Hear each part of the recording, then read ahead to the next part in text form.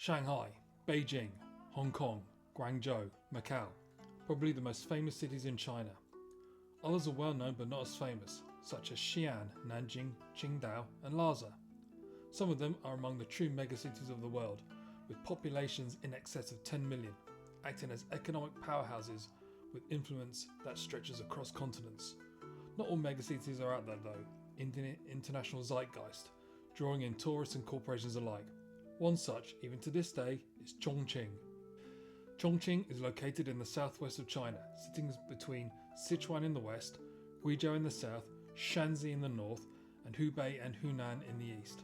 It's not part of a province though, it's an independent municipality, the same as Beijing, Tianjin and Shanghai. Essentially, it's a single city and at 32 million people is the most populous city in China, and even now, you've likely never heard of it. In May 2009, I had only vaguely heard of it, thanks to a couple of documentary series by Paul Merton and Neil Ferguson.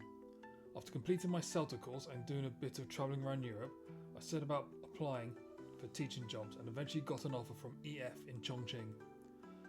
In mid-February 2010, I got into a taxi and one train, one coach, 3 planes, one taxi, and 25 hours later, I dumped my suitcase in the bedroom of my apartment in what The Guardian described as the invisible city. For a whole year, I lived in the mega metropolis, working, partying, eating, sleeping, making friends and wandering. It was the first time I had lived abroad for an extended period. My CELTA in Wrocław, Poland was only for 1 month, and I doubt I could have picked a place more different to my hometown. Back then, the thing that people noticed the most was the smog. This was a heavily industrialised city, having been developed into a powerhouse for manufacturing cars, motorbikes and pharmaceuticals. The government hadn't imposed rigorous environmental standards, and the massive amount of construction going on threw up incalculable tons of dust into the air, with only 2 places for it to go: the ground or the lungs. At its worst, it was so thick that it was impossible to see across either of the rivers, the Jialing and the Yangtze. It was like the bad old days of old London town, but for whatever reason it wasn't stifling or overtly poisonous. The worst smells came from some of the restaurants and food shops. Another noticeable aspect of the city is its elevation. The region is very mountainous and the central part sits on a peninsula at the confluence of both rivers, with an elevation between 160 metres and 379 metres. And it's not a gentle slope down to the water, it's a sheer drop of solid rock holding up one of the most densely populated urban centres in the world. Like all good modern Chinese cities, its skyline had burst through the clouds over recent years, though the government has reined in some of the most extreme excesses of recent decades. If you watch Michael Palin's Full Circle, you get to see a glimpse of what the city was like back as recently as the early 90s. It was grimy, with miserable looking mid-rises covered in layers of soot and dirt. There were some traditional districts, but they were already headlong into a spiral of decay. Back then it was part of Sichuan, but in 1997 it was split off, and ever since then it has been developing at an insane pace. One of the first impressions I had was when out on my first nighttime stroll, enjoying the dazzling flashing neon signs and the sprawling crowds, was that it was like Blade Runner for real. There were no stars visible in the smog-smeared sky, and the illuminations felt more oppressive than the forest of steel and glass as far as the eye could see. Another aspect, one that I found very pleasant, was that it hadn't been overrun by foreign, i.e. American brands. There were some Starbucks, McDonald's, KFC's, Pizza Huts and a Papa John's, but they were notable by their scarcity compared to other big cities in China. There was just enough to work as an easy fallback, but not so much that temptation couldn't be avoided. I did enjoy weekly visits to Starbucks as I am a coffee addict, and Mackie D's helped when I had a hangover, but beyond that it was pretty easy to go native. Chongqing is famous for its super spicy hot pot, which dates from as recently as 1920. Tables contain large pots that are filled with a broth of chili oil, beef tallow and various herbs and seasonings. Dividers are added, and customers order their ingredients, which are then placed in the sections to keep them neatly separate. Everything was washed down with either Chongqing 1958 lager or Chinese whiskey with either a Sprite or an almond milk chaser. There was also a shrimp pot, which is the same thing with a massive pile of shrimp pre-cooked, and is still the best food I have ever had in my life.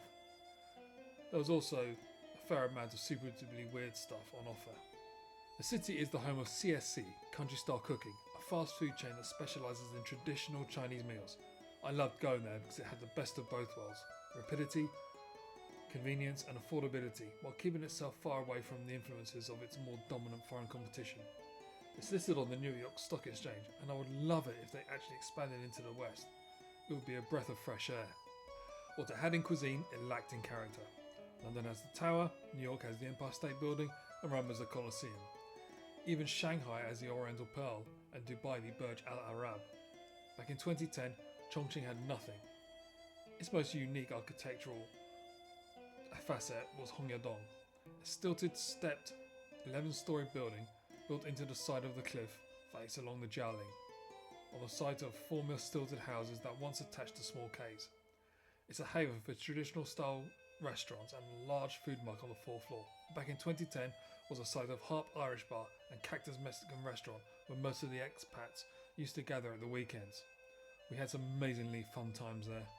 Essentially, this is just a large, modern, big city, where up to then the development had been more about functionality than aesthetics. I'm not saying it was ugly in my eyes, but if you don't like modern high-rise architecture, then Chongqing is definitely an ocular nightmare. Personally, I like it. I'm a huge fan of Hong Kong, but even I have to concede that it's not the prettiest. Since then, there has been significant changes, most notably Raffles City and what had been the lovely and open Chao Tiananmen Square. However, tradition is still clinging on. Sochiko is a sub-district of Sharping Bar and is a beautifully preserved traditional village about a 30-minute bus ride from the centre. It's a big tourist trap for the locals who need a break from the overbearing modernity of their daily life. And foreigners flock there for the oasis of the past that has escaped the hyper-development around it. Souvenir shops, tea shops, restaurants where chefs make noodles by hand, and the youth hostel drawing thousands every day for a reminder of what's been lost in the name of progress.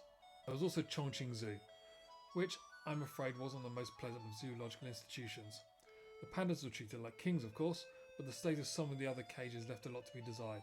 The animals did look well fed and healthy though, mostly. Summer was shockingly hot, hitting 40 Celsius on numerous occasions, but on the plus side it did push the smog out of the way, and there were many days of clearish blue skies. In a bizarre way, it made the city a little less appealing. I liked the dystopian shroud that covered the top of the skyline. It gave the city a beautiful sense of menace that the neon glitz couldn't quite gloss over. I didn't complain though, even limited vitamin D was more than welcome. I only stayed there for 1 year, choosing to go back home and then head to Helsinki for a new life that didn't quite work out. My year in Chongqing was amazing. I loved everything about my time there, and I love the city. It has a very special place in my heart for obvious reasons, and I really should sort myself out and get back there someday. I know quite a few things have changed. I'm sure some of the grubby little eateries will have been demolished and replaced with high-end developments that rip out a little bit of the heart and character. My Chongqing year was the best year of my life, closely followed by my year at Sheffield Uni, especially playing rugby league. For all its faults, I love Chongqing, and not just for sentimental reasons. It was buzzing, exciting, loud, flashy, bustling, crazy, and fun to live in. There was everything on offer for entertainment. From what I understand, it has gotten a lot better. I need to go back. I just hope I can find a way around this time.